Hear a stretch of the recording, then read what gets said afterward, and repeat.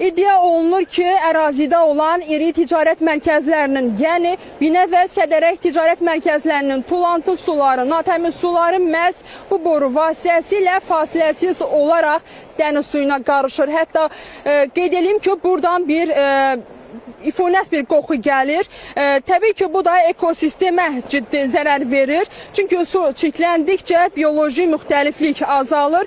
Qeyd edeyim ki, bu həm də balıqçılıq sənayesində də, sahəsinə də böyük bir ciddi zərər verir. Hətta iddia olunur ki, belə bir vəziyyət artıq uzun illərdir davam edir. Sadəcə Xəzər dənizinin su səviyyəsinin aşağı enməsi bu borunun üzə çıxmasına səbəb olub. Hətta düşünəndə ki, qeyd edeyim ki, onu düşünəndə ki, qarşıdan yay ayları gəlir, çimərlik mövsümü başlayır, insan heç düşünmək belə istəmir. Çünki bu, insan sağlamlığına birbaşa ziyandır.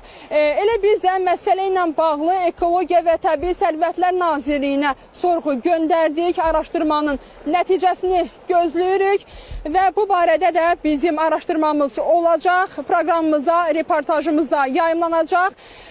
Bizim isə çatdıracağımız son məlumatlar bunlar idi. Buyurun, söz yenidən sizdədir.